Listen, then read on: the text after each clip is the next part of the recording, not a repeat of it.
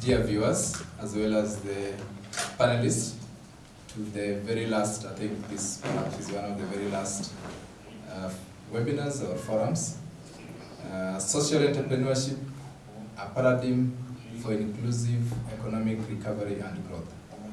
I hope that in the next 2 hours, we will be able to learn from each other, be able to make this absolutely interactive.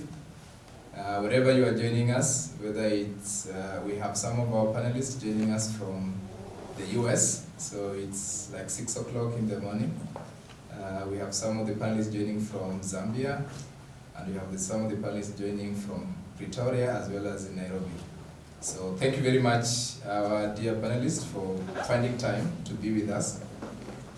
So I'll start by introducing myself so that I get that off the way. So my name is David Ogiga. I'm the founder and CEO of SoteHub, which is a business incubator in rural area that is at the coast part of Kenya. We work with young people from high school, universities, as well as out of school youth, and incubate their businesses because we believe, of course, the young people are the future of this continent. So that's one. But two is I wear another hat. I'm the chairperson of Countrywide Innovation Hubs. This is a network of tech hubs in the country. We are 27 in total, especially for the hubs outside Nairobi. As well as we are aware, a lot of tech hubs usually concentrate in the capital city. And so our idea is to try and decentralize innovation as well as opportunities that are able to go to young people. And so I am the chairperson, and of course I have a team and we work together. Right, so with me is a distinguished panelist, but before I introduce the panelist, maybe I'll just read a short overview of why we are here. So strict social distancing laws brought about to prevent the spread of virus has forced several employers to switch to remote working, exposing the levels of unpreparedness of many African enterprises to make such shift. We want to delve into significance of innovation by social entrepreneurs as an essential part of ensuring business continuity in the long term. And of course, our discussion is pre and post COVID and how we can be able to get this continent to the next level. I welcome all the dear listeners and audience. So if in case you want to ask any question, we have a chat section. So any question you might want to ask for any panelists, please feel free. And let's make this very interactive because we are talking about sharing personal experiences. So we have a panel of 5 experts and professionals distinguished in different sectors in the continent. So I don't want to talk about their qualifications, so I want to allow them to describe that to the audience. So I'll start with Mr. Evans Mafenduka, who is joining us from Pretoria, South Africa.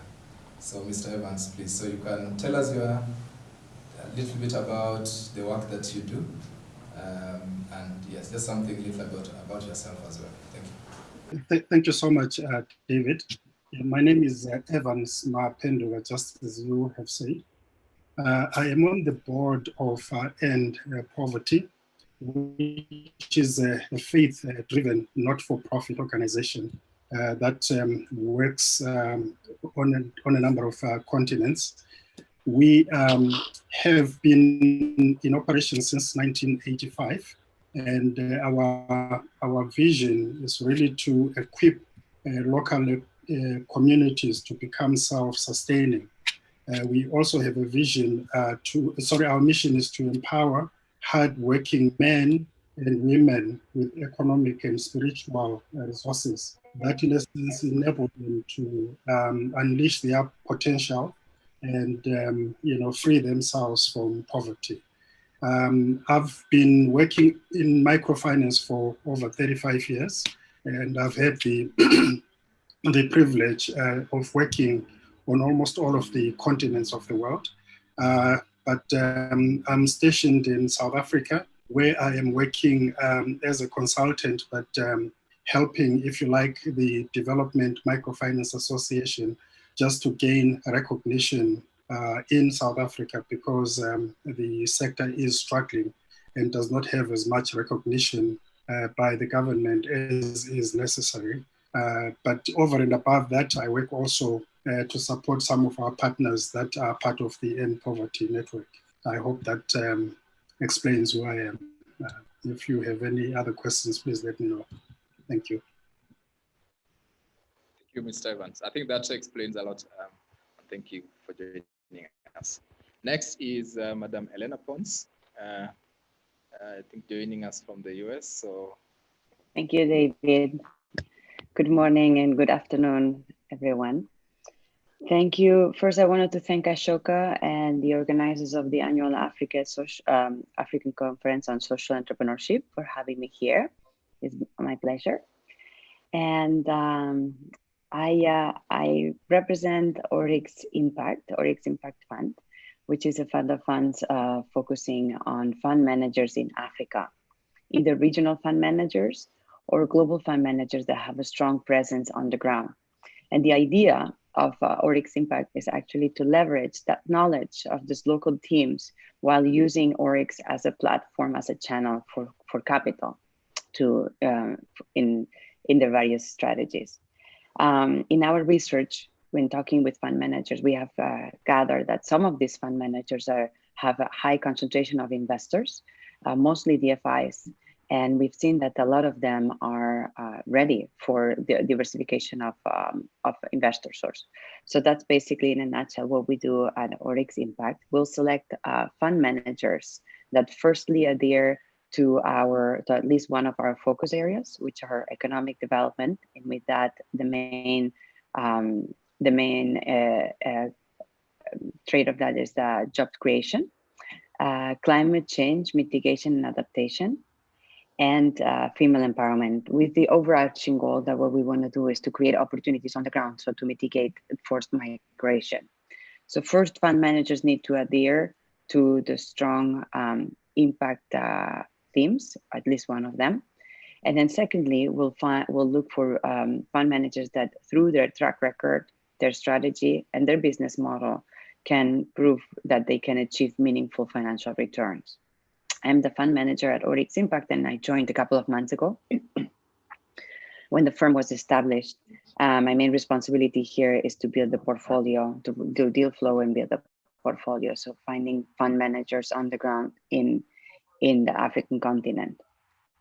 You previously worked for MCE Social Capital, which is a provider of debt instruments in the financial sector and agriculture value chain. And during my 7 years there, I deployed funds mostly in Latin America, but also in Africa, South Asia, Central Asia, and the Caucasus. And then, as I mentioned, sorry, I'll stop here. Yeah, thank you very much. I think you are in a very important sector, and we hope we can be able to learn much during this discussion. Next is Mr. Alejandro Lucena, who is director at Africa Digna Foundation. So welcome, Mr. Alejandro. Thank you, David, and hello, everyone. First of all, I would like to thank the Tangasa University and Ashoka and all the partners for giving me the opportunity of being part of this event. Also, it's a pleasure to be here today with this group of experts, so I'm very glad. Well, I'm Alejandro Lucena from Barcelona and currently the director of Africa Digna Foundation. Africa Digna develops projects related to health and education, and we also support social entrepreneurs in Kenya and Rwanda. Africa Digna is convinced that investing in social entrepreneurs is one of the main pillars to reach progress and social well-being. In this regard, Africa Digna invests a maximum of 5,000 euros, comprising a loan with a repayment period of 5 years with an interest of 4% to support organizations registered in Kenya or Rwanda with revenues of 5,000 euros per year or less. So this is more or less my introduction. So thank you. Thank you, Mr. Alejandro. Next we have Innocent Makiramiti. Sorry if my accent, I don't get it very well, but you pronounce it very well. You pronounce it very well, David. Good afternoon and good morning to all the panelists, and I must really appreciate the invitation that David, which you have offered to COMESA to be in this workshop. My name is Innocent Makiramiti. I'm the Senior Private Sector Development Officer with the COMESA Secretariat in Lusaka, Zambia. COMESA comprises of 21 member states in Africa. It is almost the whole of Africa, half of Africa rather. Spreading from Tunisia, Egypt, East Africa, down to Central Africa, down to Eswatini. Its key role is to promote trade and investment within the region. It facilitates a promotion of trade. It facilitates promotion of investment in the region. I am with the Industry and Agriculture Division, whose sole objective or sole mandate is to promote industrialization within the region. It has been noticed that the lower levels of intra-COMESA trade is mainly due to low levels of industrialization within the region. So our mandate is to promote industrialization, especially as it relates to the small, medium enterprises, because those are the key participant in as far as industrialization within the region is concerned. So we really are there to develop the harmonized strategies, implementation modalities, of promoting industrialization within the small, medium enterprises sector. With that, I think I submit, Chair. Thank you.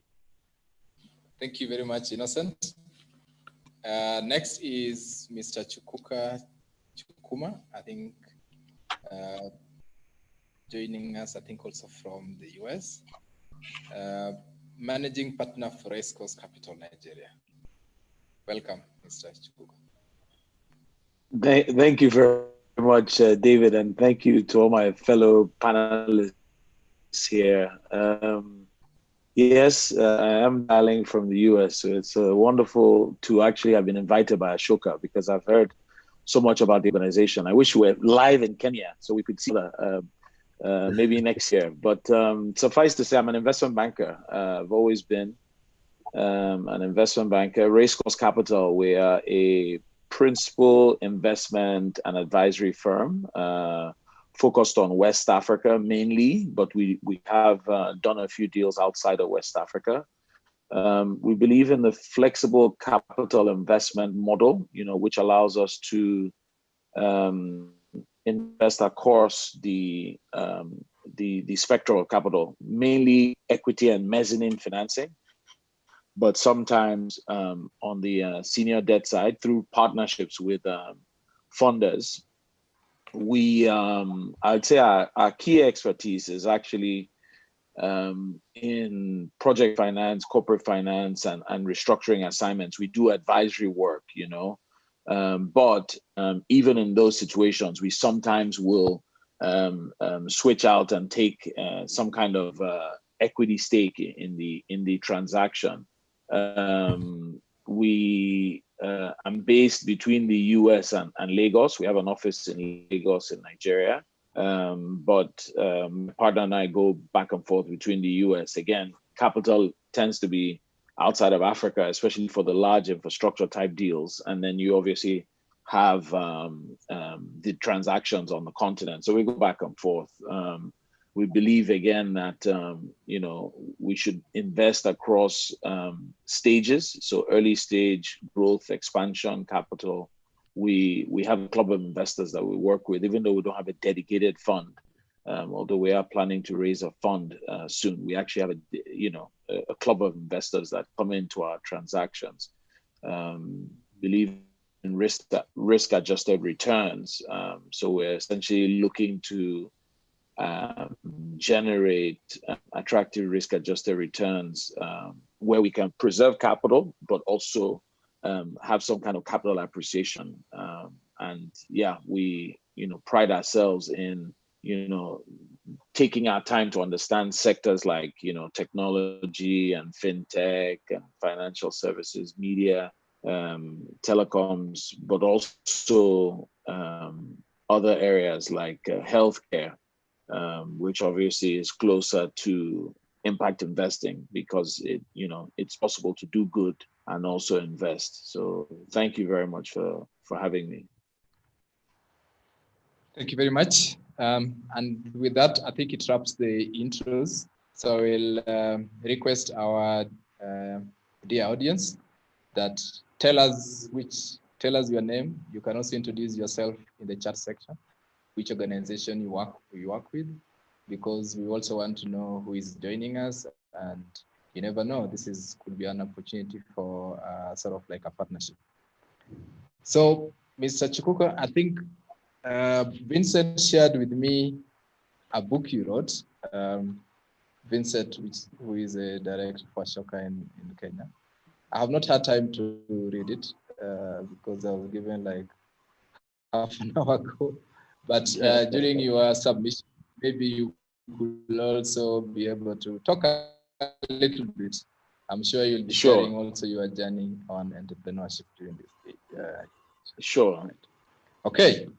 So let's dive in straight away. I think we are doing well on time.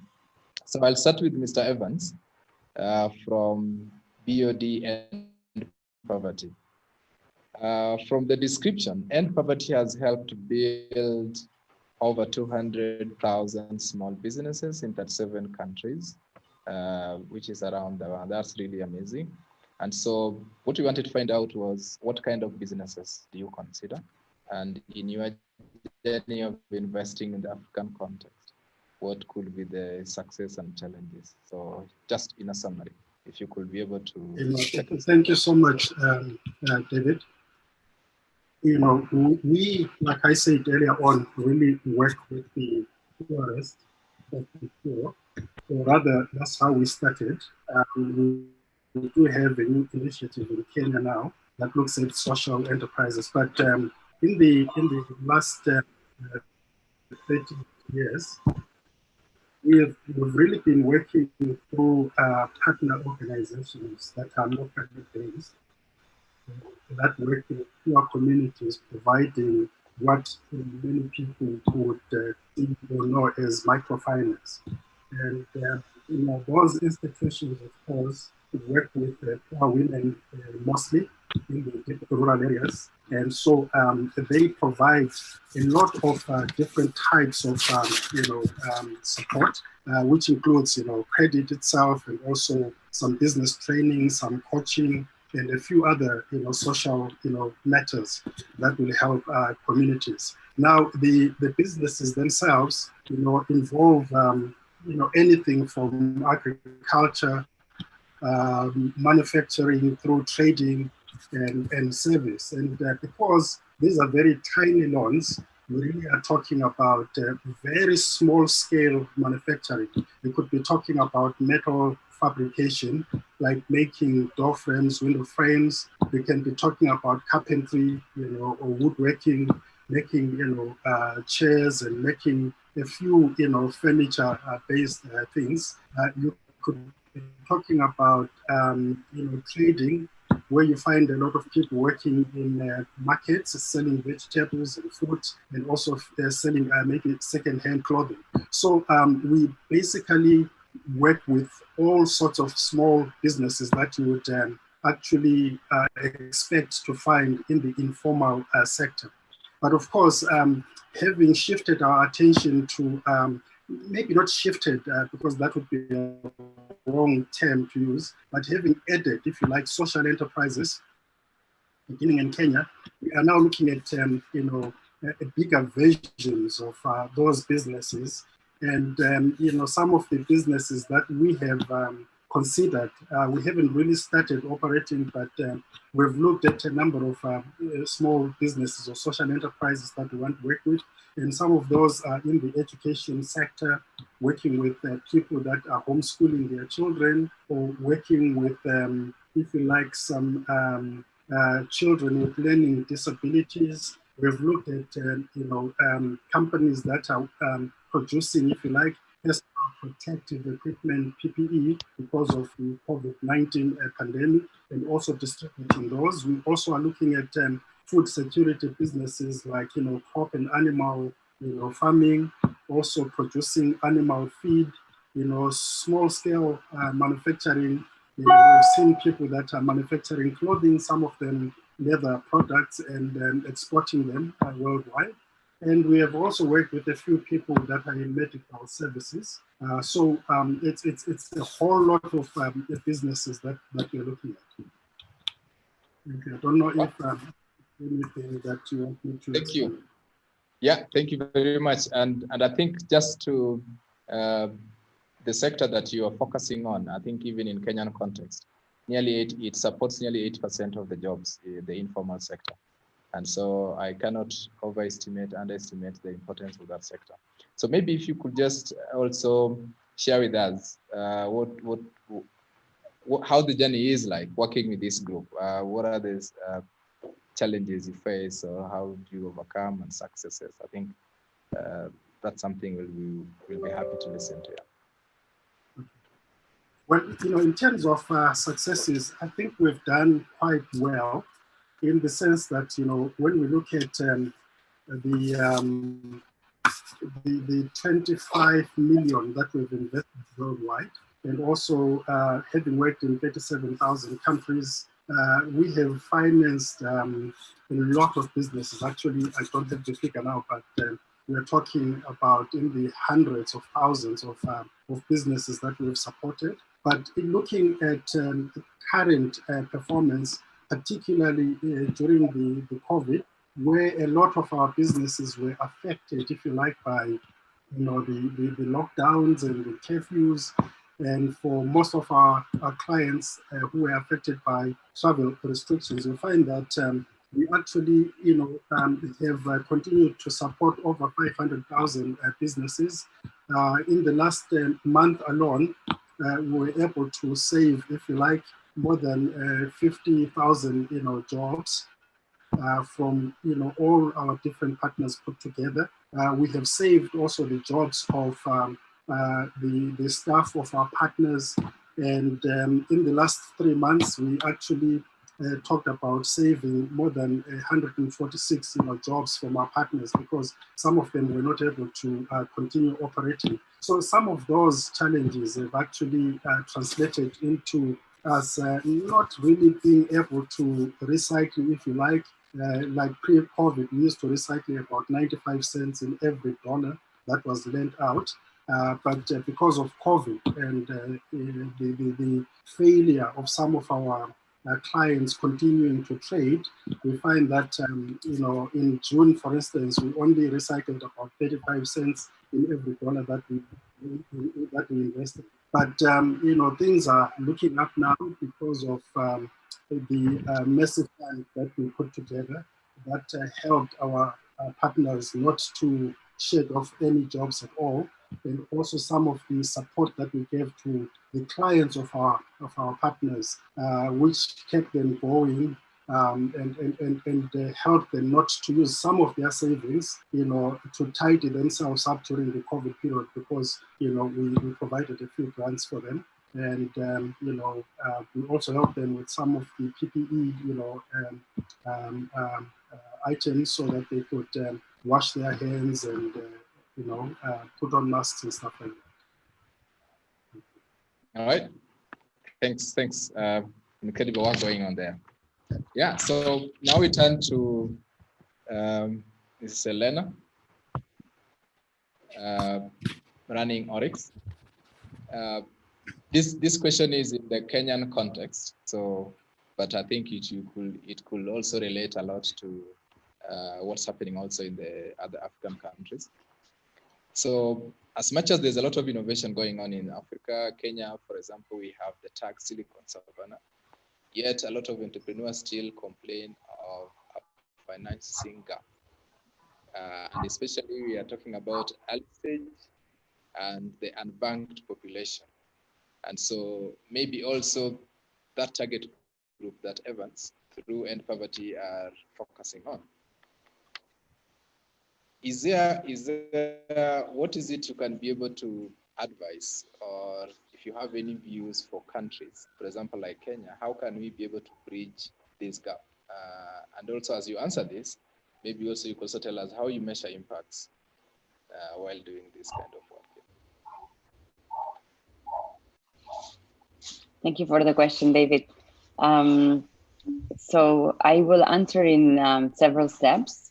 And because as I mentioned, Oryx Impact is an early, it's a very recent company. It was just created a few months ago.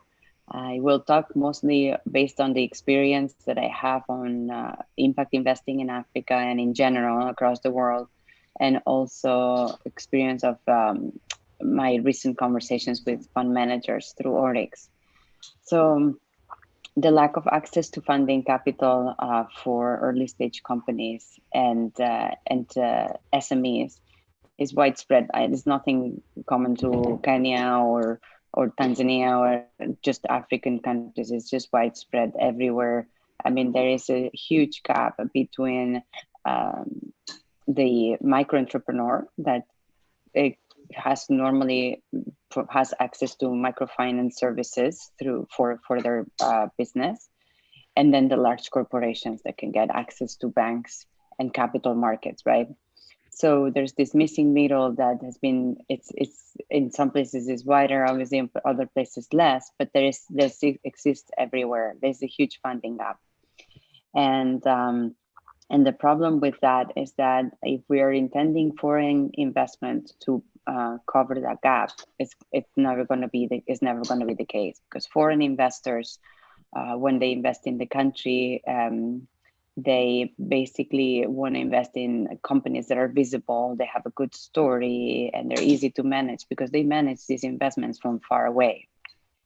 And so that's always been the problem. This main solution for the early stage companies and the SME companies would come from within the country, right? But if the country was going to set up a special fund for enterprises, for SME enterprises, that would be ideal. I mean, very few countries have that, so that's not that easy to set up. I think that in a way, for example, when I think about Oryx Impact and what we're trying to do by funding, instead of funding enterprises directly, we're funding local managers, fund managers. I think what we're trying to do is to become here a catalyzer, a flow of foreign investment into Kenya and in other regions in Africa. And so with the overall goal of strengthening the ecosystem of fund managers on the ground. So I think that's one way of helping, but in a sense, as I was saying, I mean, the missing middle is huge, and unfortunately, there are not that many providers of funding for this type of companies. And then you were talking about the unbanked population in Kenya. I've been several times in Kenya myself in the past, working with microfinance institutions in Kenya, some of them very good, actually. I was recently checking the Global Findex, which is this database of how citizens of a country are included or excluded of financial services. And the level of financial inclusion in Kenya is actually really high. In 2017 was 82%, which means that 82% of the population at some point has had some sort of a financial service, right? That has some sort of has used a financial product. And I think here what it is that there's been a sharp increase since 2011, which was 42%. The sharp increase, I think, is we can say that is due to the revolution of digital banking and fintech, right? So a lot of people through their mobile phones now have access to financial services, which is fantastic. It's great. We still have excluded groups, right? We have the rural population, older and vulnerable groups that are largely excluded. So this should there should be an effort to include them more. But I think what's more important here, instead of talking about the unbanked population, is understanding what is the quality of the services that the banked population receives.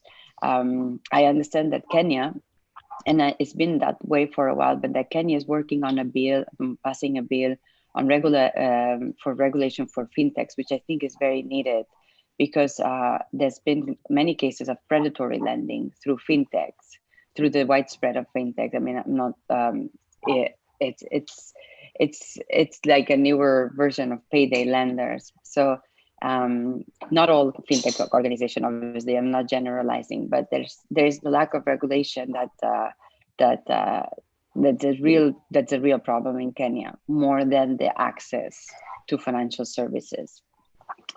And in terms of what you were asking me about our impact, how we measure impact, in the previous years when I was working in microfinance, we were measuring the typical microfinance KPIs, which includes the fintechs, the Findex, Global Findex Index, which is the access to banking services, so financial services to the population, but also number of people served, number of people with savings account. I mean, for us, it was more important to calculate the people that actually have access to a savings account. This is historically known as the wealth building tool, more than access to a loan. And then the progress of how the PPI, for example, the progress out of index, progress out of poverty index, so etc. So we depended a lot on what the microfinance institutions were measuring. Number of women served, number of rural clients served, number of first-time borrowers and first-time savers, so people that were previously unbanked and they become banked. So that's very important. But again, these are just numbers. Or what we need to really look is deeper into the quality of the services that are offered, and that's in general, not only in Kenya, but in Kenya is specifically important because of the access to mobile banking. And I'll stop here. Okay. Yeah. Thank you. And because this is a very interesting and area of interest also for me, maybe just a follow up a little bit with you, Selena, is with few SMEs or startups able to get financing from commercial banks, the typical commercial banks, because they'll ask you for huge collateral. On the other hand, we have seen emergence of digital lending platforms as well as microfinance. But one of the interesting observation also is when you default, the digital lenders will call all your relatives to inform them that David has defaulted. So, and that's the same thing also for microfinance. Maybe it's different in other African countries. I don't know whether at what point, whether there is a balance between really supporting the, like investing in businesses and having ethical way also of doing the same. I don't know whether this you have come across issues like this. Yeah, that's a very good question.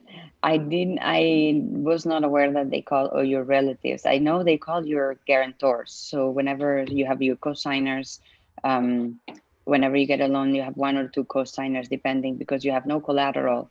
And therefore, whenever you default, your co-signers have to respond for you. So that's normal practice. And your co-signers are signing co-signing on the loan, well known, they know that that's going to be the case, that they need to respond for you. So but I wasn't privy of that information, that they call all your relatives. I mean, that's new to me. But yeah, there is a very good organization called the Smart Campaign that works on client protection services. And all of the microfinance institutions, should, or at least all of the ones that I've ever invested, they are either endorsers or certified by the Smart Campaign. The Smart Campaign looks at things like, as I said, the client protection. For example, that they make sure that the organization, that the prices, that the prices of their financial services and products are not predatory, that there is a good, that they treat their clients with dignity. There is that the clients have the opportunity to complain if that's not the case, so that there is forms of that they can complain, formal forms that they can complain, and their complaints can be heard, and things like that. So it's very important that these microfinance institutions are adhering as much as possible to the Smart campaign. That's why it exists. Okay. So the next is Mr. Alejandro Lucena, Africa Digna, and from also your intro, I think you told us also the focus is on two sectors, that's health and education. So the question for you was, what's the role of social and enterprise entrepreneurship in alleviating poverty? And I think looking at also the areas you work with, for example, in Nairobi, the slums of Kibera, was at how sustainable way is it possible to support the enterprises there? Because also in areas like this, we have cases of too many projects, more or less like sometimes duplicating almost the same thing, and with also little traction.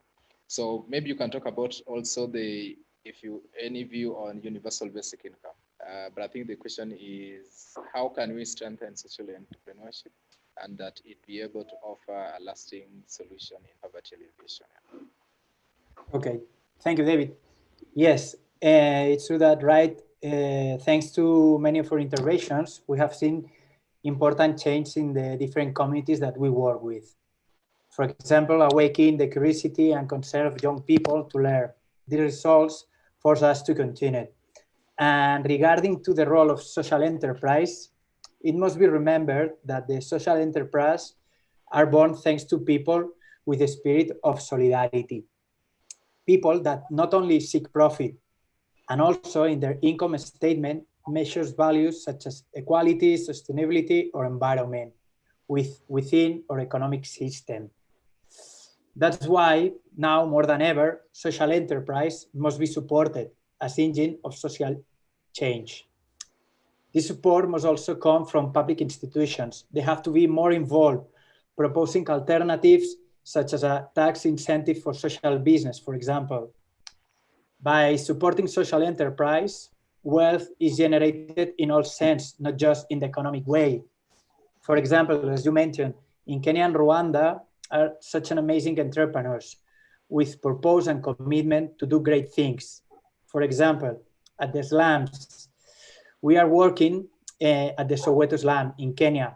We are supporting a beautiful project with the aim to empower young vulnerable women through a beauty salon where the women attend a training so they can learn a job to earn a living in order of breaking out of poverty. So they can even open their own beauty salon, so becoming an entrepreneur as well. So supporting local entrepreneurs is one of our cornerstones in Africa Digna. Although we know that certain projects can only be carried out thanks to the donation model. So although we must always work to achieve their sustainability And I agree with you that sometimes some projects are duplicated, and this is why it's very important to create alliances with the different partners are involved in the same area. And regarding, you were asking me about the universal basic income, right? Yes. Correct? Yes. Yeah. Oh, okay. I'm in favor, of course, but with some change, okay?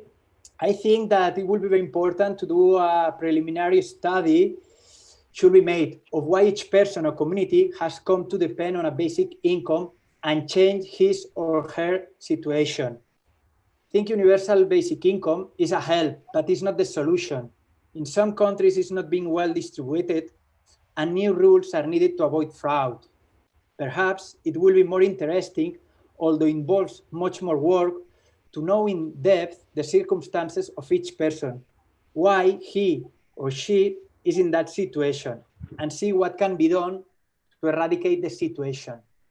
For me, the universal basic income doesn't solve the underlying problem, but is in advance to reduce a situation that shouldn't be allowed. So that's all. Thank you. Yeah, thank you, thank you. I know we have questions and comments in the chat section. Unfortunately, I'm not able to read them. Okay, there you go. Grace Washori, Community Engagement Lead. Good. Thank you, Grace, for joining us. There's Timothy Davis. Okay. Kathleen Lihanda, representing IFC Professional Coaches based in Nairobi. Thank you, Kathleen. Anyone else? Okay. All right, those are the ones who are able to, but also we'll go to, oh, you are selecting some more, yeah? Okay. Sorry, the technology, so we have to project it. We have Timothy Davis. Okay, this is Justin. Okay, so who made the comment?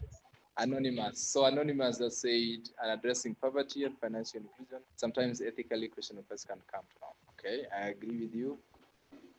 Anything else? All right. So please feel free to, we don't want it to be a one-way traffic. So feel free to ask any of the panelists the questions. We can have a final round of questions at the end of it or during the session. So and in case maybe what I also will wish is, let's say you had some of these experiences before, maybe approaching a microfinance or an investor, and your experience, we want to be able to learn from some of those experiences. So feel free really to share with us.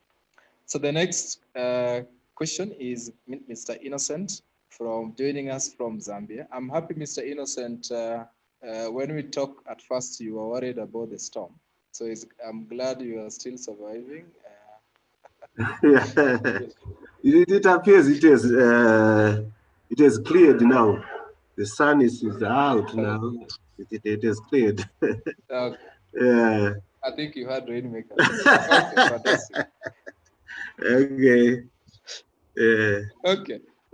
So Mr. Innocent will be giving us the perspective of COMESA, which is a very instrumental trade body in Africa. And so the question, I think, will be like, if you look at African continent, 90% of businesses are in the SME sector and employing nearly 60% of the workforce. So the question is, how is COMESA supporting youth and women-led SMEs, especially to connect to regional and international markets? And also tied to that question is, what opportunities can they look out for in this year and the years to come? Mr. Innocent. Thank you, David. As I said earlier on, COMESA, that's standing for Common Market for East and Southern Africa, is there to promote or facilitate trade within the 20 member states. But for trade to take place, there must be investment to be done in industry so that we are able to produce local goods and services which we are then able to trade within the region. So in this respect, COMESA has come up with a harmonized industrial strategy and action plan for the 21 member states. And one of the key intervention areas is related to the industrialization agenda, is to support small, medium enterprises to become, so that they become globally competitive in the goods and services they produce. So the policy direction is enhancing small, medium enterprises' industrial competitiveness. Going back a bit, you know, the small, medium enterprises sector at both national and regional level is affected by many challenges, including lack of access to affordable finance, inadequate process and production methods, limited access to technology, markets, and lack of infrastructure, and then the hostile business environment and weak management structures, and also lack of skilled labor, among others. So local businesses, and in particular small medium enterprises, are used to have a short-term focus in their business horizon. So there is lack of support, which affects their ability to perform. So really the strategic objective in the industrial strategy is to create an enabling environment that improves the competitiveness of small medium enterprises. So what are the deriving from that, what are the strategic activities that we are currently implementing in as far as developing the market for the small medium enterprises? One is develop or review regional and national strategies to promote small medium enterprises competitiveness. Create small medium enterprises business management information systems where they can access a variety of market information. Promote cluster development and cluster linkages with identified global clusters to enhance information and market access. Develop a regional program for the upgrading of small medium enterprises technology and quality management system that relates to the issue of standards. And then promote subcontracting and partnership exchange to encourage linkages between buyers and suppliers, in particular to support and facilitate small medium enterprises involvement in value chains. So these are the strategies which we are currently undertaking. One policy or framework which we have developed relates to the COMESA local content policy framework, whereby we encourage big firms, big companies to subcontract some of the activities to small medium enterprises so that they're able to participate in the global or regional or national value chains through local content, through promoting local content activities.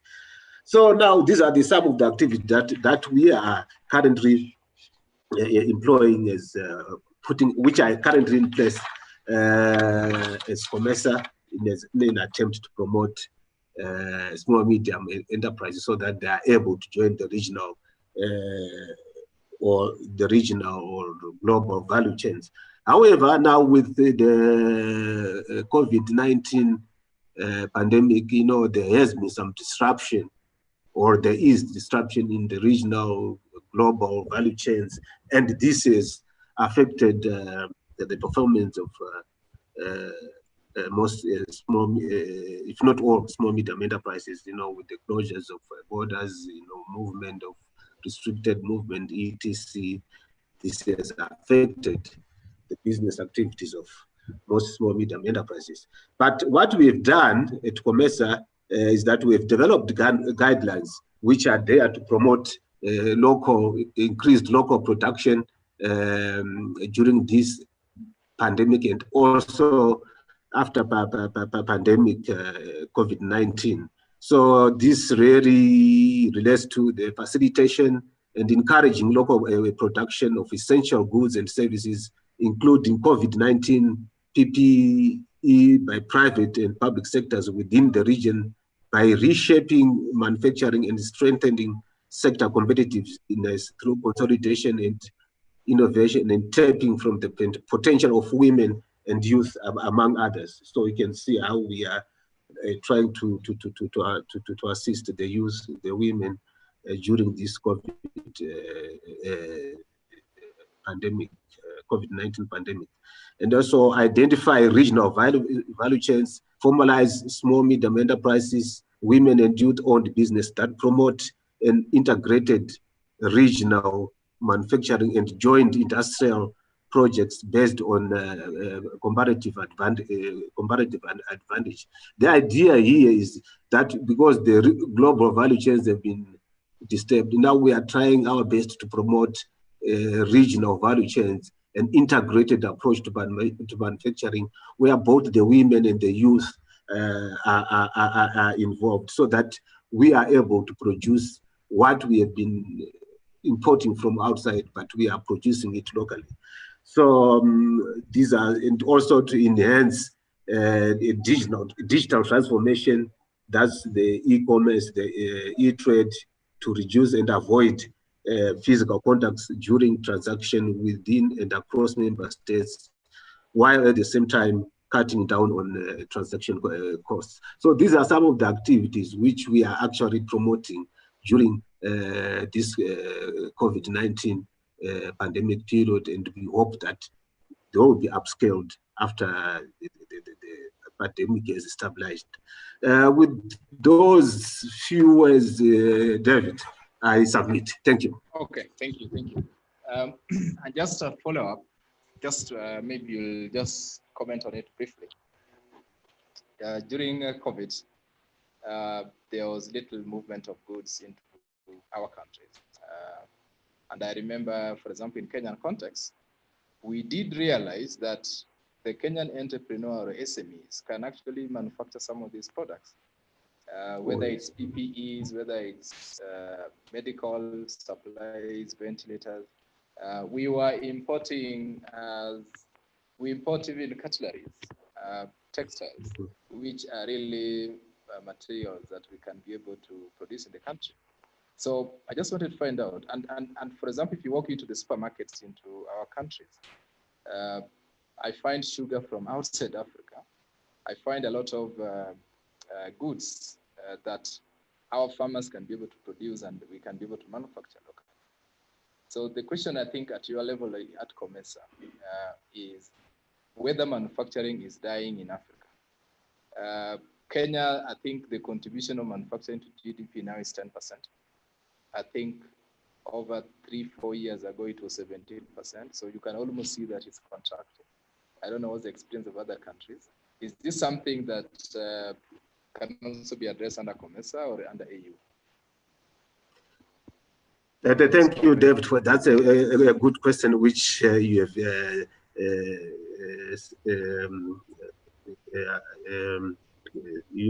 questioned. You know, there has been some deindustrialization which has taken place, or which is taking place in the African region, whether it's COMESA, whether it's SADC, whether it's the East African community, you know, where we are experiencing a large influx of cheap goods from the advanced countries, likes of China, the USA, Europe itself. But that doesn't necessarily mean that industrialization has died. What it means is that now, as regional economic communities, we've got to put our act together to promote import substitution within our economies. Just like what you mentioned earlier on, you know, when the whole COVID pandemic started, we are importing all of the PPEs from outside, from China, from Europe, whatever. But we came to realize later on that, but we can produce those things locally. And right now, as we speak, most of the PPEs throughout the Comesa region are being produced locally. So what it means is that it's an issue of taking challenges and turning them into opportunities. That's what we have to do. The challenge of the COVID pandemic is now being turned into an opportunity. We are now being able to produce most of our PPEs locally. That's what the industrialists must have in mind, taking challenges and turning them into opportunities. That's it. Once we do that, we are done. And then we are supporting the small medium enterprise. And you find that most of these PPEs are being produced by all of them by the small medium enterprises, universities, centers of whatever, of higher learning. So really, we have got to turn that mindset of turning challenges into. Once we do that, then we are done, and we will now overcome this challenge of where we are getting cheap goods, imported goods, and causing a lot of deindustrialization. I don't know whether I've answered your question. Yes, you've done. You elaborately answered it. And so I think the key point is there must be goodwill and there must be deliberate effort by the governments to promote local manufacturing. I think that's the key message. Mm-hmm. I'm told there is, from the audience, we have Faith Mulumba, who wants to say something. So she has to unmute, yeah? So Faith, if you are listening, you can go ahead, please.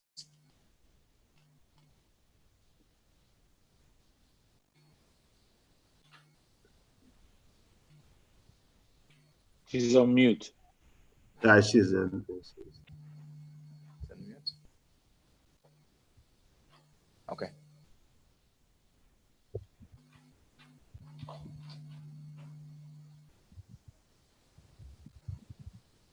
There you go. Yeah. Oh, okay. So if you can't unmute yourself, Faith, maybe just type the question and direct it to any of the panelists, and then we'll have it read out and it will be answered. You can be sure it will be answered. Yeah. Okay.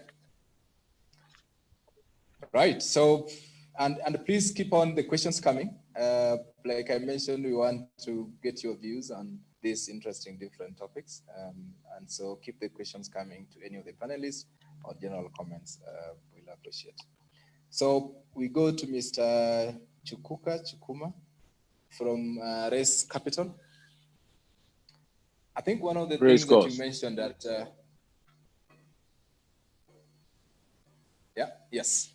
One of the, from your opening remarks and comments, you mentioned that you invest in seed, pre-seed, and a few early stage companies. I think that's where there's a huge gap, absolutely huge gap in many of our countries, that most of the funds will focus on the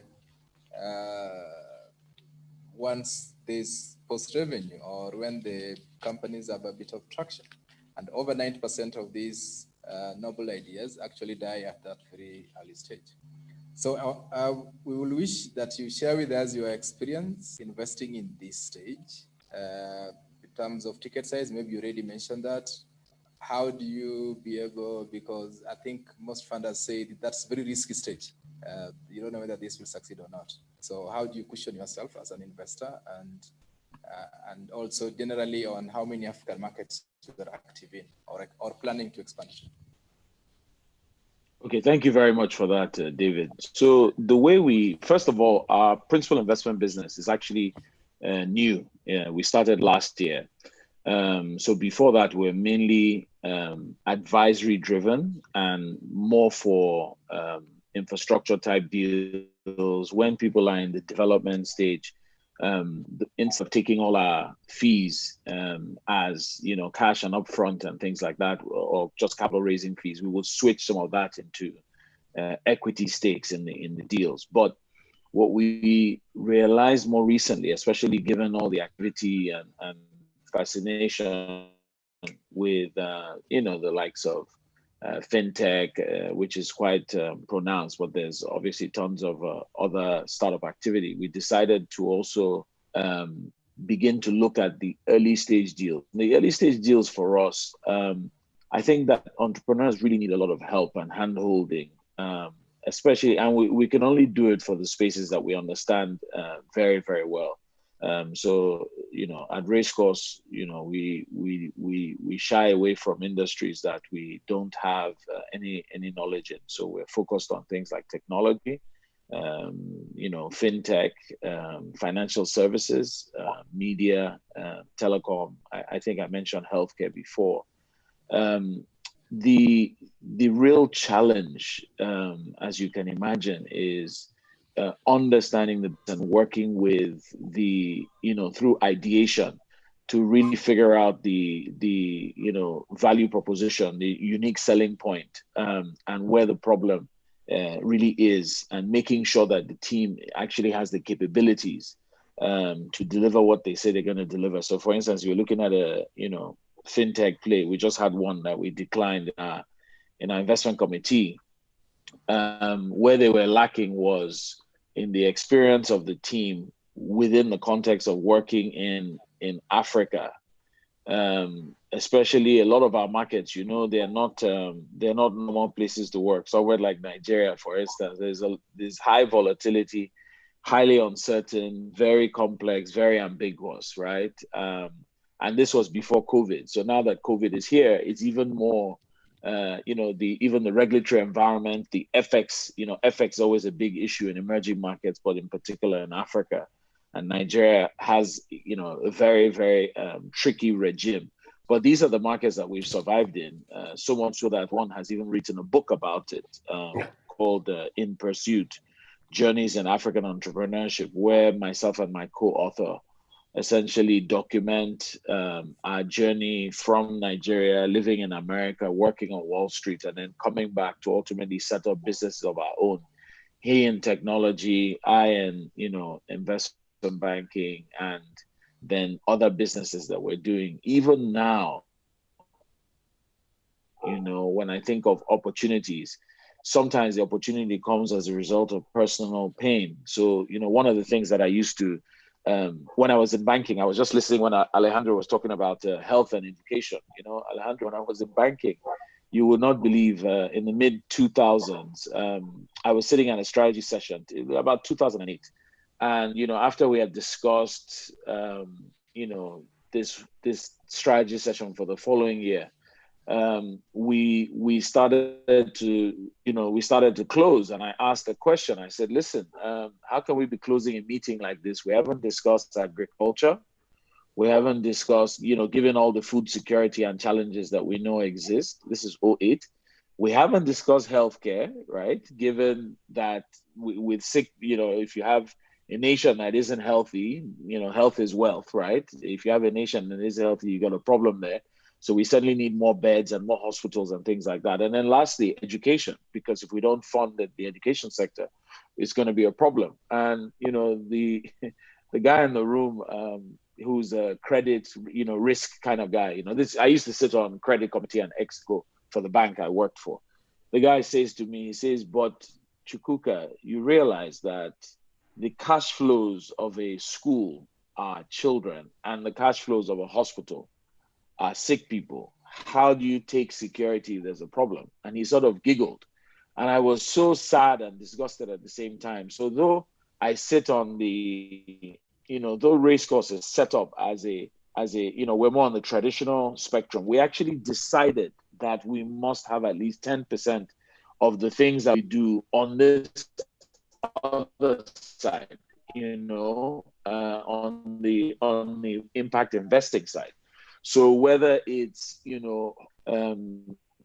with the diagnostic center, but with a quite a focus on these COVID machines, because again, places like Lagos, 21 million people live in Lagos. They're touching each other and pushing and everything. So the ability to test the population much quicker is going to be hospitals. We don't have a lot, even though there's a lot of Nigerian doctors and nurses abroad, we've helped to set in Nigeria. For me personally, and I talk about that in the book, is human capital, right? The key difference between developed and developing countries, quality of human capital that is deployed. So for me personally, I took that to say, look, in Africa, what are we going to do? Forget about gold and oil and all these things. Our population is young, they are trainable, they are smart. How do we spend time there? So in my own little way, we set up something called SEO Africa. It's actually a US organization that's been around for over 50 something years. If you know the private equity firm KKR, there's a gentleman there who used to, Henry Kravitz, who used to run KKR.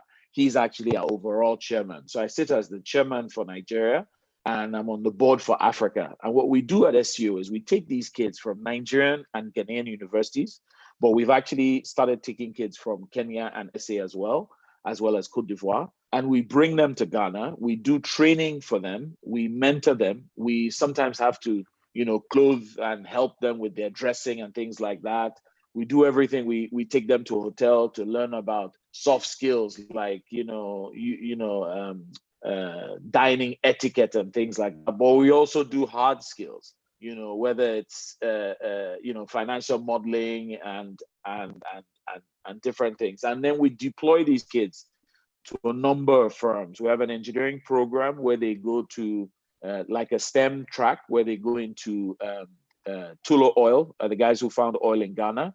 So they go to firms like Tullow Oil and Gensa, and GE has a power business. We send them there.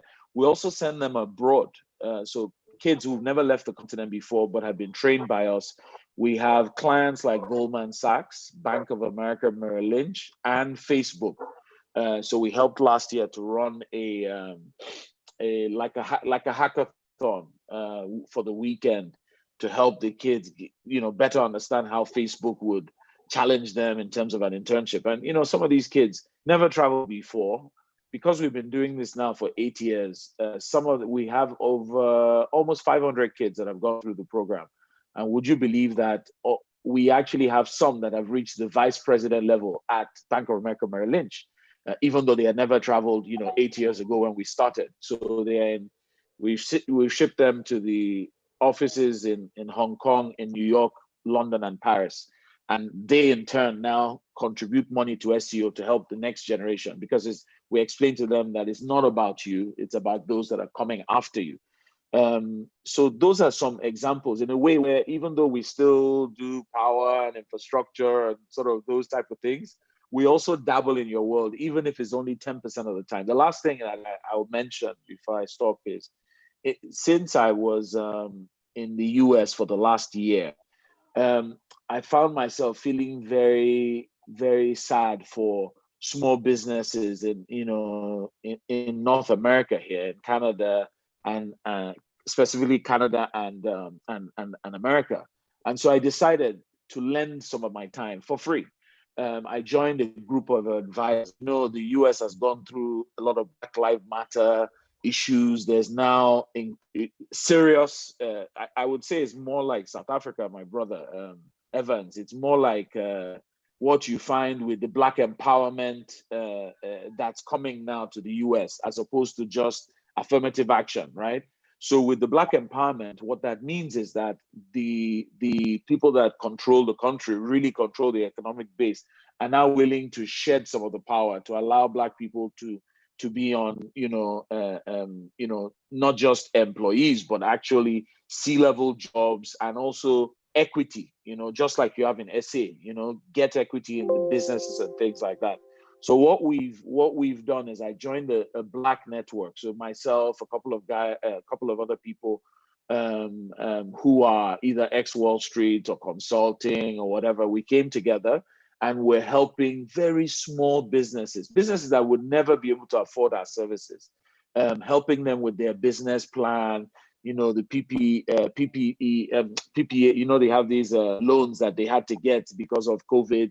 For the ones that are pre-seed, it could be a woman who, has left her husband, has 3 kids, but wants to start her own business. It could be, a bakery or whatever it is, and would literally get on a phone. 2 weekends ago, I must have spent something like 6 hours with about 12 businesses where we just, listened to their pitches and gave them feedback on their business plans and stuff. Because again, now you've got Zoom, right? So you can be in multiple locations at the same time.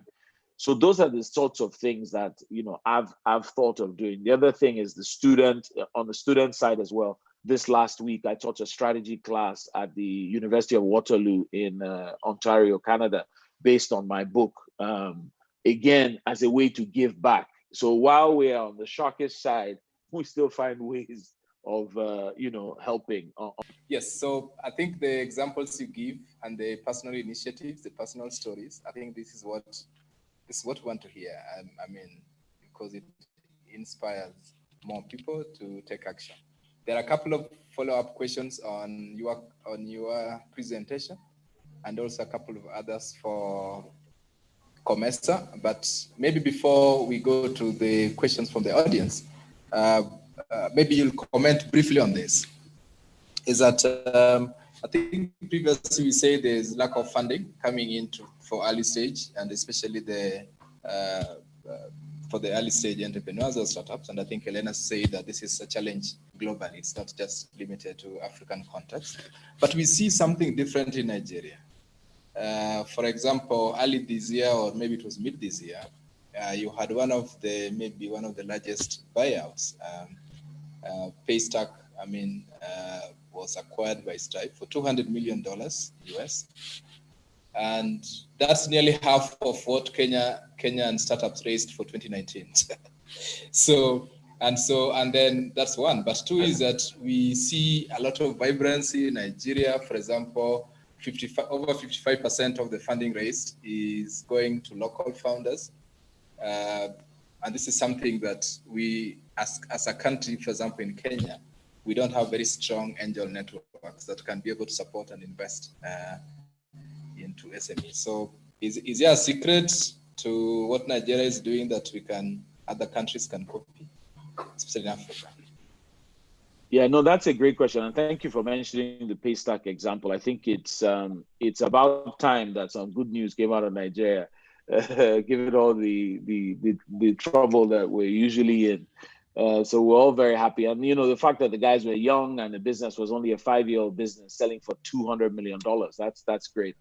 Again, I think that I don't know whether there's anything called an entrepreneurial gene, but we explore it in the book and we ask the question, why do we see quite a lot of aggressive entrepreneurs coming from Africa? You look at the, richest Black person on the face of the earth that's, Black, it's a Nigerian. If you look at the woman, it's a Nigerian as well. So there's something in the water there. Maybe it's all the military rule and all the suffering we've gone through. People are just desperate to get out of poverty. I don't know what it is. Maybe it's that we're just too many. And so the opportunities are very few for the few that can get in. And so the battle is a lot. But suffice to say, I can tell you that transaction will likely be dwarfed in the next 5 years. There's, right now, for instance, there's all these incubators. Y Combinator has a submission on this Monday, and I'll be spending my weekend with two of the two people who've been invited to Y Combinator to consider their businesses. I can tell you right now that one of them, the guy's like 23 years old. He's already been knighted he's already met the Queen when he was 19 for all the stuff he did from 16 to 19.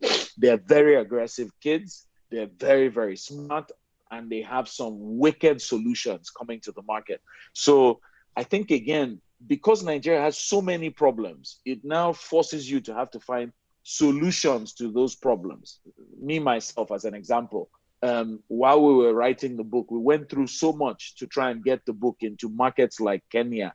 We had to fly it on KQ, from Lagos during the strike, during the pandemic, finding a flight that's going into Kenya so we could launch the book in Kenya. It was actually available in Absa Towers. And even to do that, it must have cost something like $4 per book. It was expensive.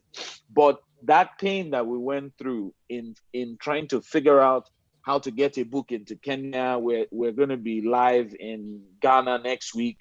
Before year end, we want to do Kigali and Accra and Abidjan. In doing those things, we decided to start a new business on the publishing side to help other self-publishing authors come through us and see, get their books distributed and stuff. Brand new business, not something we thought about before, but it's something that we think will solve a problem. So I think that the only thing I would say we have in Nigeria is hunger, really, right? And we're constantly trying to find, because things are so difficult in Nigeria in particular, we're constantly trying to find solutions to those problems. And so therefore people are, always way out, in terms of the funding. I mean, I love what Elena is doing with the fund of funds approach, where you're looking to put money in other funds. I think that's a great, that's some of where it's needed. And you're right, David, there's so much money available for private equity investments, growth capital, all that stuff, billions of dollars. In fact, these days, a lot of the investors don't want to sign checks of less than $50 million, right? But Africa doesn't need $50 million per investment. Very few, how many companies can take that amount of money? I remember when KKR came to Africa a couple of years ago, they were looking for deals for like 2 years. They could only do one transaction because they insisted they wanted to do a 200 million minimum investment. So they found a deal, I think, in Ethiopia. Nobody else would take that money, even a company like Dangote wouldn't want to get diluted that much. So where we really need money is where some of you guys are playing, in this sort of $5,000 all the way to about $500,000. That's really where Africa is, right? It's micro. But from there, even if you do 10 deals, one of them, if it hits, it'll be over the moon. So I think we have to have more. That's why we are like, okay, how do we retrofit our typically big infrastructure mindset and deal structuring to smaller deals so that we can help these individuals that have great ideas and then attract capital. So ultimately we plan on raising a fund that will, I don't think we need more than $25 to $50 million, but I want to be able to write very small checks for even pre-seed investments. Thank you. I think what we're learning is problems are opportunities. And thank you very much, Chikuma. I think we are now, time runs very quickly. We are nearly towards the last phase of the discussion. But before we go to the closing remarks and other comments, I think there were some questions from the audience. Okay. So this is from Kathleen Lehandra to everyone. Mr. Chuka, thank you so much for sharing your personal story, why you inserted the raise course capital. Is it possible that you share where we can access your book? I think you mentioned Absa Towers, but maybe you can give more directions to Kathleen. Yeah, what I'll do is I'll put it in the notes here very quickly. Okay, that's. But it's available globally on Amazon, so that's always easy. But I'll put it in the notes immediately. And then somebody asked the question, I think, about SEO, the SEO program. I've just put the website as well, so I'm responding in. Okay, fantastic. Next one is to Innocent. Are there specific trainings offered by COMESA to support SMEs to deal with COVID challenge? So if Mr. Innocent, you can briefly respond to that. Thank you, David. Right now, the training modules, especially as it relates to the small medium enterprises, on how best they can be able to navigate their production processes, their business activities during this COVID-19 period. Yes, it's something in the pipeline right now, but it's not yet operational. Thank you. Okay, thank you. And Maurice Omondi, that's the last one from Tangaza, is thanking you for the presentations. He's saying he's interested in knowing how to mobile local philanthropists. Oh, Mobilize. Okay, it's in a short. Okay, to support social entrepreneurship. Many people give to charity. How can we convince them to support? So maybe Alejandro or Elena, maybe one of you can respond to this. Sorry, what was the question, David? Yeah, so the question is how to mobilize local philanthropists to support social entrepreneurship. And I think this is very profound because it also relates to, there's little also funding for, like there's little local funding for startups or SMEs, for example, in Kenya. A lot of money we get is foreign. So the question is, how can we mobilize local support for SMEs? It's a difficult answer to the question to answer, but what has been, what I've seen that has been happening in other places in the world is that it's a slow movement, right? So slowly philanthropists and foundations get on board and start supporting social enterprises and impact investments, especially in their own region, but it starts very slowly.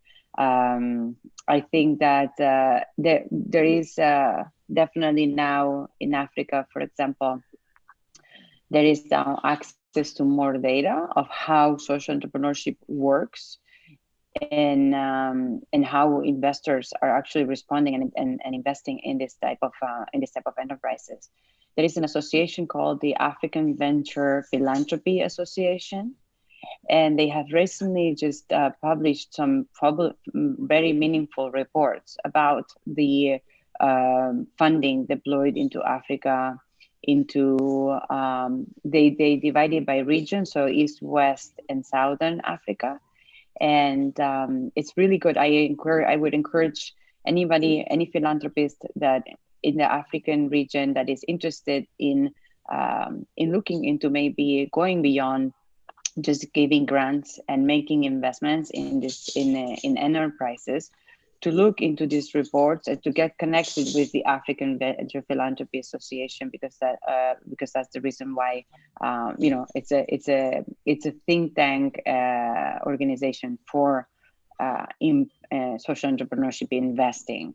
So I think because of the when we see that they're building this type of resources, that an area starts getting this type of associations, et cetera, that is a sign that this type of activity is becoming more, I wouldn't say mainstream, but it's becoming more normal. Okay, thank you very much. Just to add on what my sister Elena said, one thing which I've noticed in my dealings with the small medium enterprises within the Comesa region is the shortage of funding for productive purposes.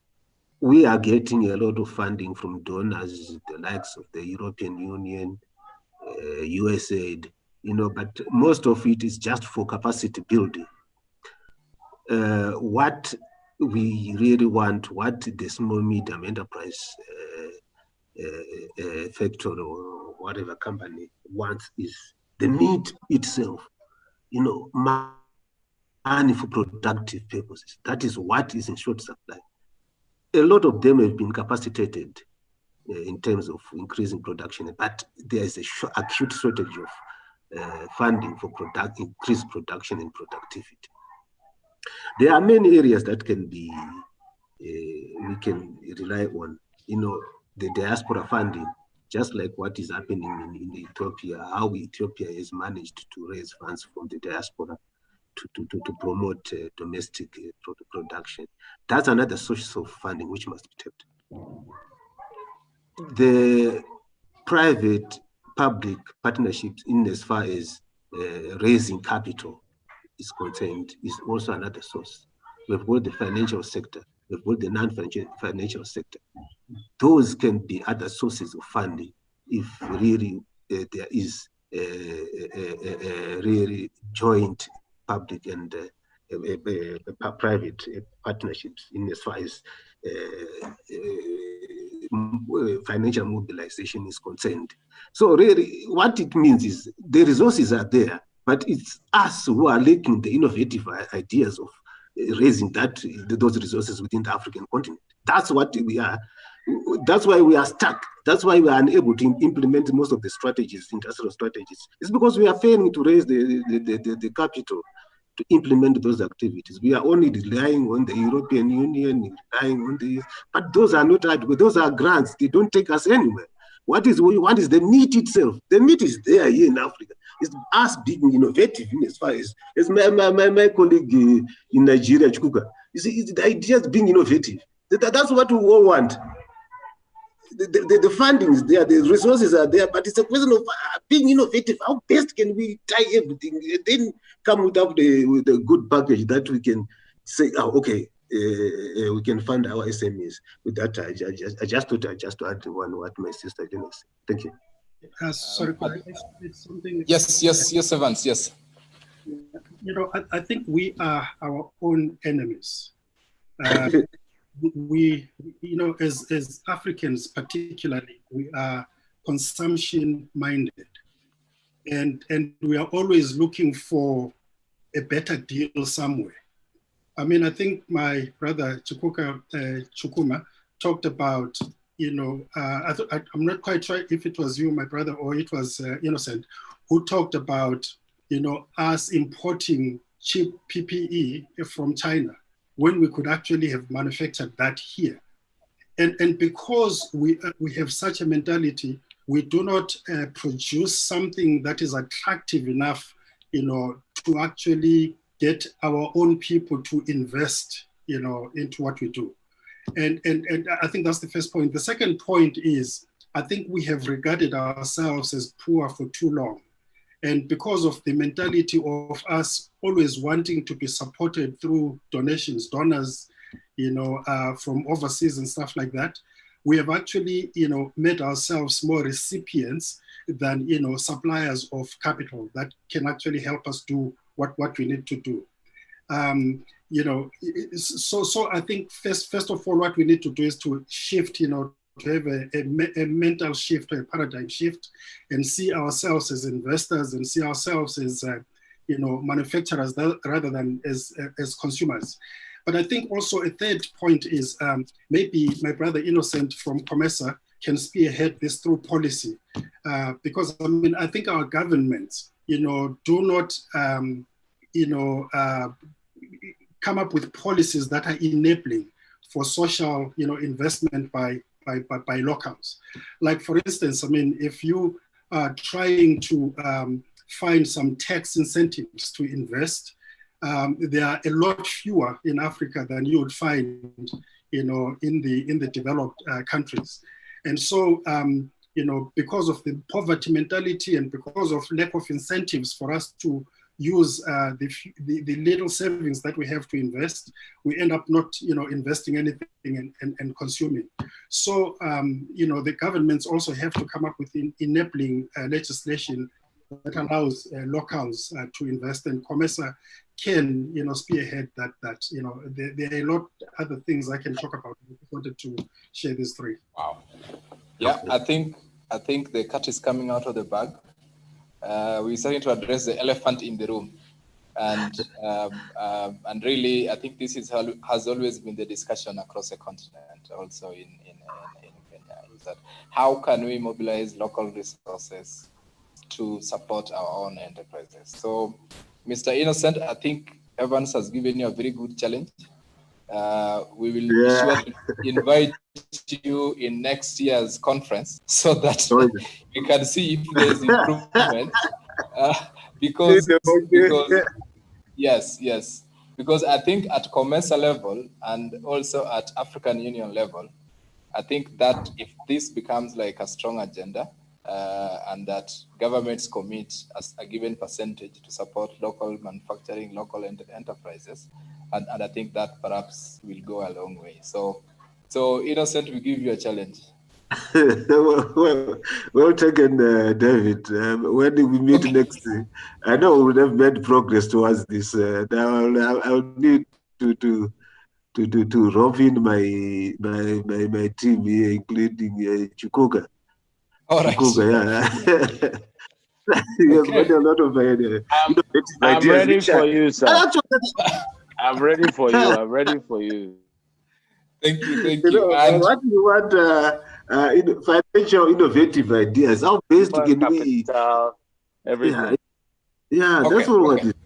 Yeah. Okay, great. Okay, and I'll also ask Elena if you could be able to write the name of it was African Venture Association, maybe the comment section, so that some people can link directly to it. Okay. So we are now on to, thank you. We are now on to the closing remarks. I think you wanted to run a certain poll. You're running a poll, yeah?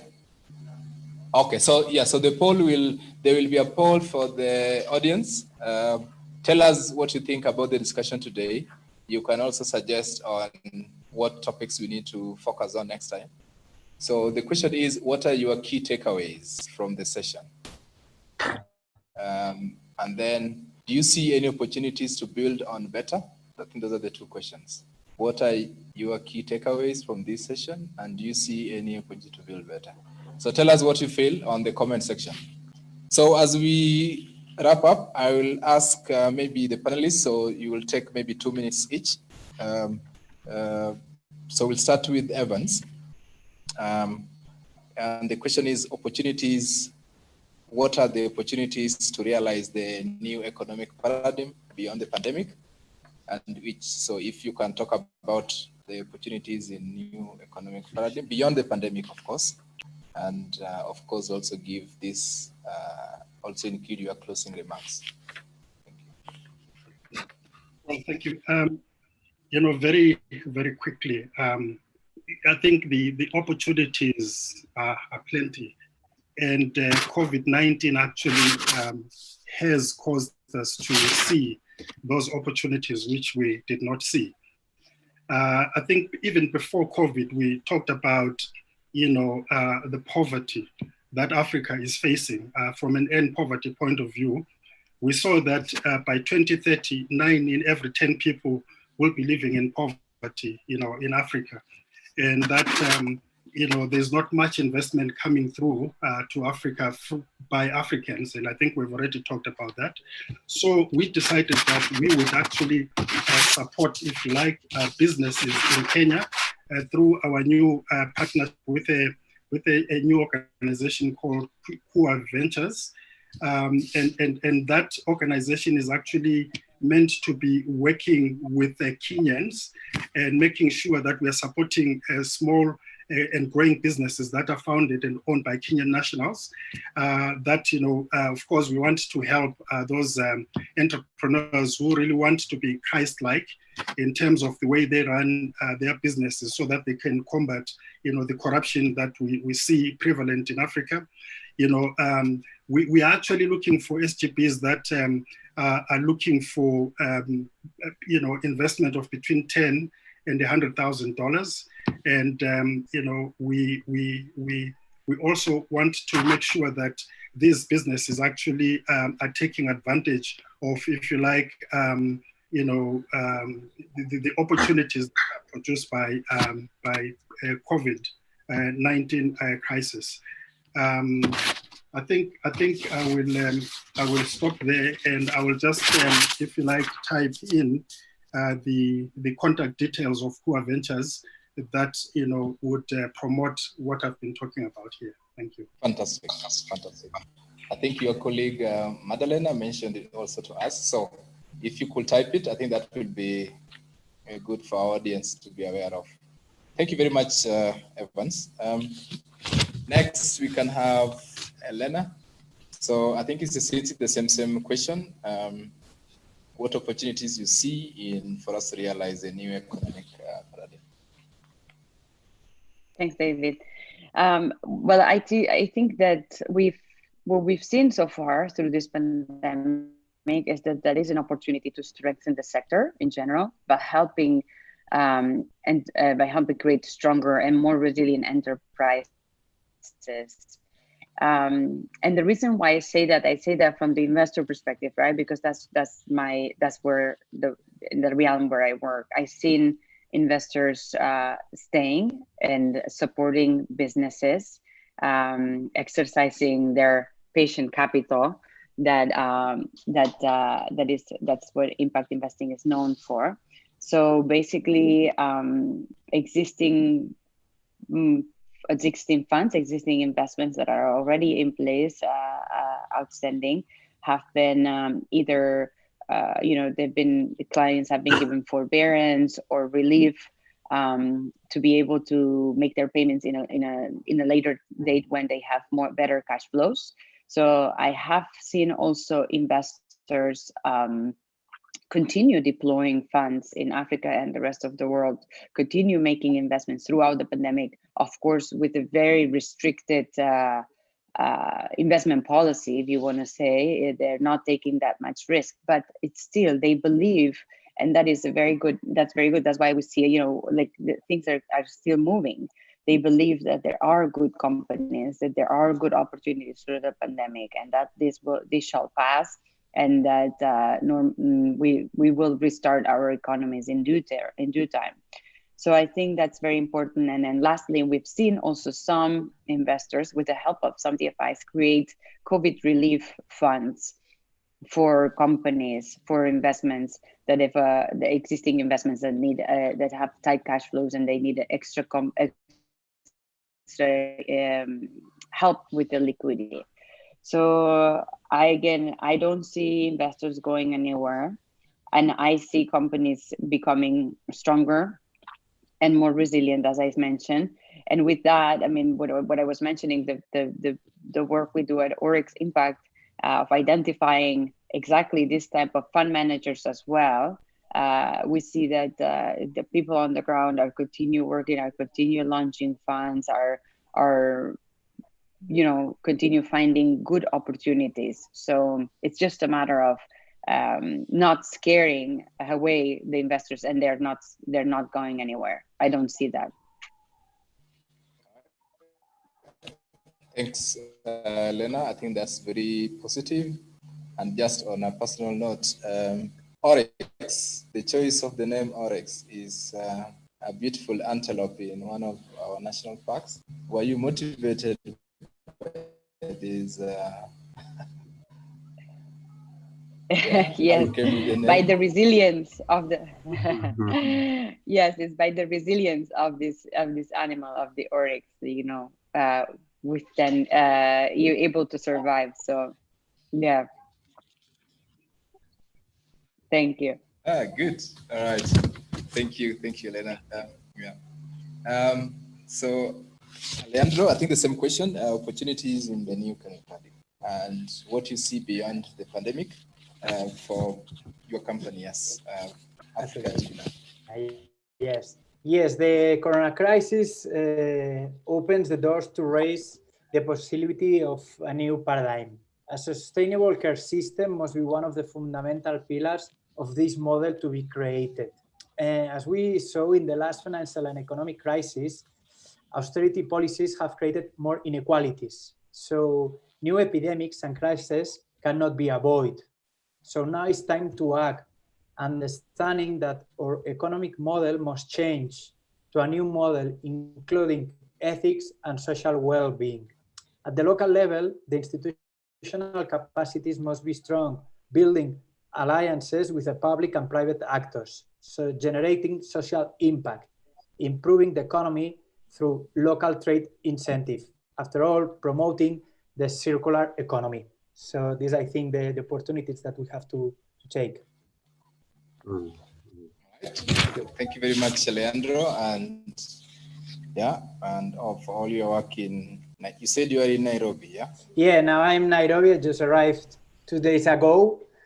Because of this pandemic, I didn't have the opportunity to travel before, but now I'm here in Nairobi. That is very good. Okay, then we go to Mr. Innocent, who we gave some assignment for next conference. So Innocent, you can also wrap it up for us. Yeah, I mean, I think most of the things have been mentioned. Now, I'm just now dwelling on the assignment itself. What it needs is that whatever we come with as regional economic communities, is to have our member states be involved in. I mean, have political will and commitment when implementing some of the activities or some of the policy changes, some of the strategies that would have been given.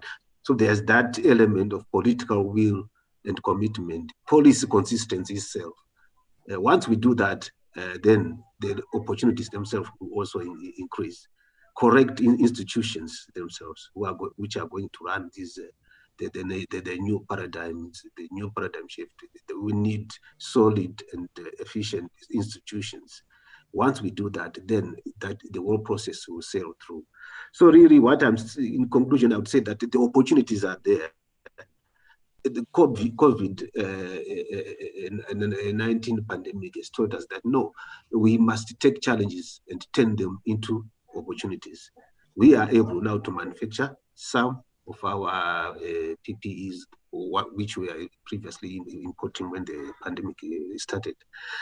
So that's turning challenges into opportunities. So really, what I'm saying is beyond COVID-19, the opportunities are there, they are plentiful. And as long as we promote integrated regional manufacturing, integrated joint industrial strategies, which are aimed at deepening regional integration, then that will lead to increased opportunities within our regional economic communities. Those are my last comment. Thank you very much. Thank you very much, Innocent. I think that's profound. Again, talking about ease of doing business, I think that could be a good starting point for each country. Kenya used to be number 170 in terms of global ranking for ease of doing business. I think now we have moved to nearly 50 something. So I think if each country can take deliberate measures to enhance this, fantastic. Yeah. Mr. Chukuma? Yes, David, thank you very much. So there's actually a couple of things. Africa, we function in VUCA+++. So VUCA stands for those that don't know, volatility, uncertainty, complexity, and ambiguity of a market, right? Africa, in particular Nigeria, but certainly Africa, has always functioned in VUCA+++, which means that it was very volatile, very uncertain, very ambiguous, and very complex.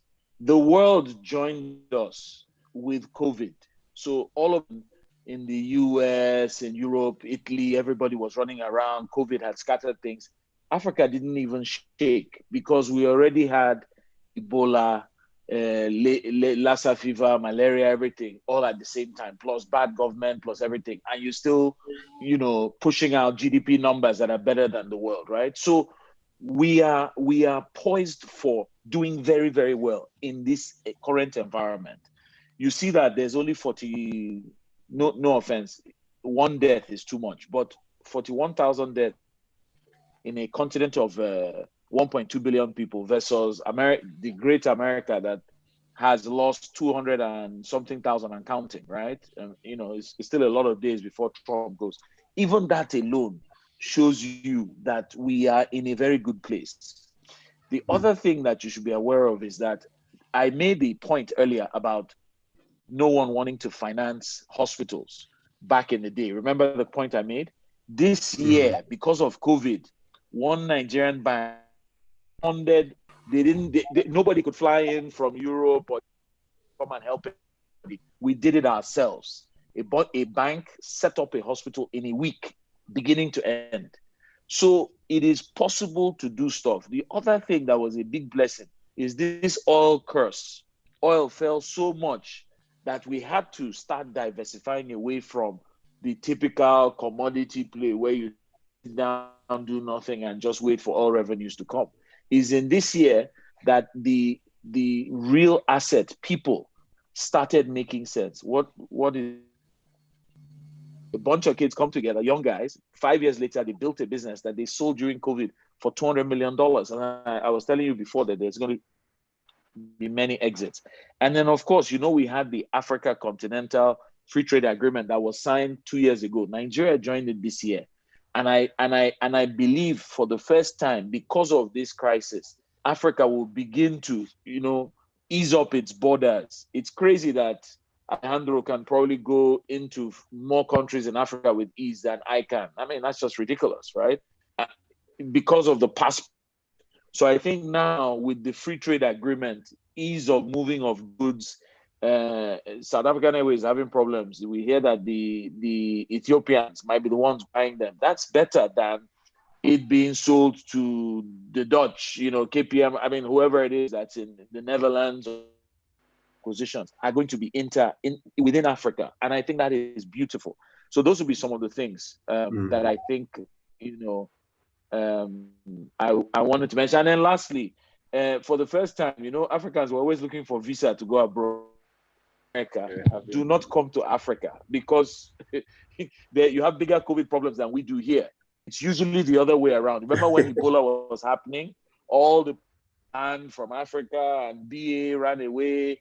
They left Liberia and all this kind of stuff. So we were, able to walk almost like a peacock. We're like, yeah, we're Africans. A great time to be from here, and we're happy to have, Elena. I'm sure she was to Kenya, and I'm sure Alejandro is happy to be back in a good place where things are nice, right? So yeah, that's it. Yeah, that's good. I think that's the deepening of original. Yeah, sorry. I just wanted to say Mr. Chikuma can also try something on comic. I will try. Yeah, but we wanted, unfortunately, we were not able to be joined by Charles Tiza from AU because there are also fundamental issues we want to touch on, especially on after you mentioned it, but there are issues to do with African passport. I think that was one of the key issues that was meant to happen.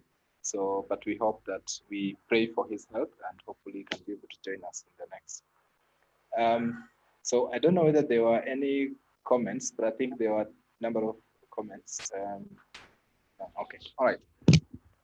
Okay, so despite the negative stories we hear, I think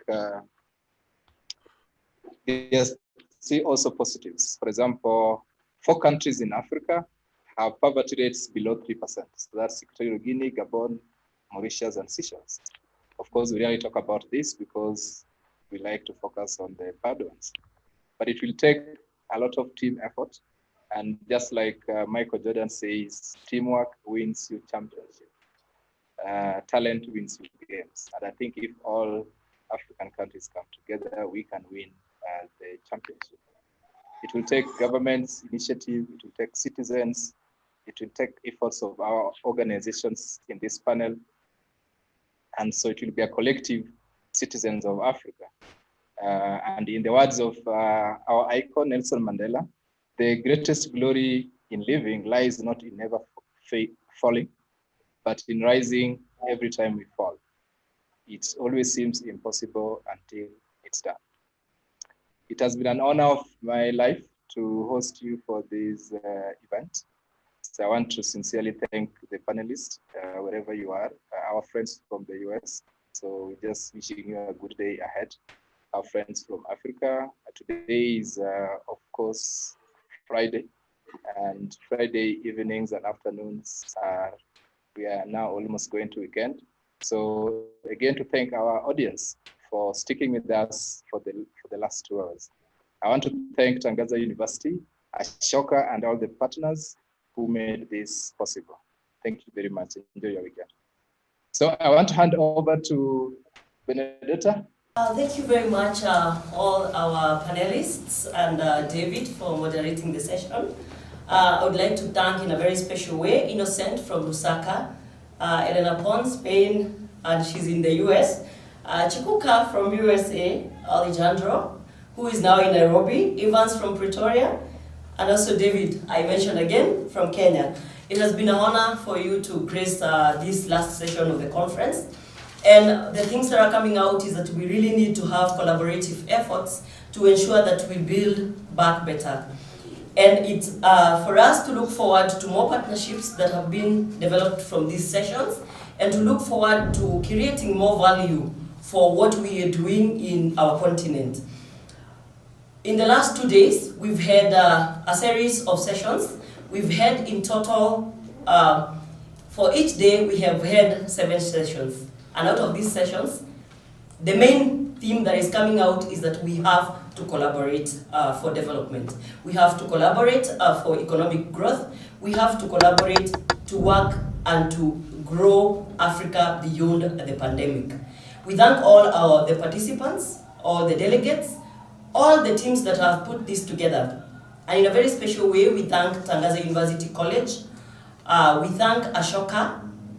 We thank the NUMAC team and all our partners who have put this together, worked hand in hand to ensure that this goes well. And in a very special way, we would like to recognize Brother Dr. Jonas, who is DVC designate in Tangaza University College, and also Mr. Vincent Odhiambo of Ashoka Africa for the work that you've done in putting this conference together. And thank all the panelists in all the day's sessions and in yesterday's sessions. It has been a great honor to have all of you, the participants, the delegates, the speakers, the crew, and everyone else who has participated in this. Thank you very much, and we look forward to more engagements in the future. And in the coming week, we're going to be sending out communication and also a newsletter for the results and the outcomes of this conference. And we look forward to start planning the next session or the next conference, which will happen the same time next year. And from these conversations, we also look forward to building more collaborations, building platforms for research, so that we can see how each of us can play a role in ensuring that we grow big, we have a good economic recovery beyond the pandemic. From Tangaza University College, we say thank you very much. From the Akose team, we say thank you very much. And from the Ashoka team, we say thank you very much. God bless you. See you next year, Akose 5. Thank you.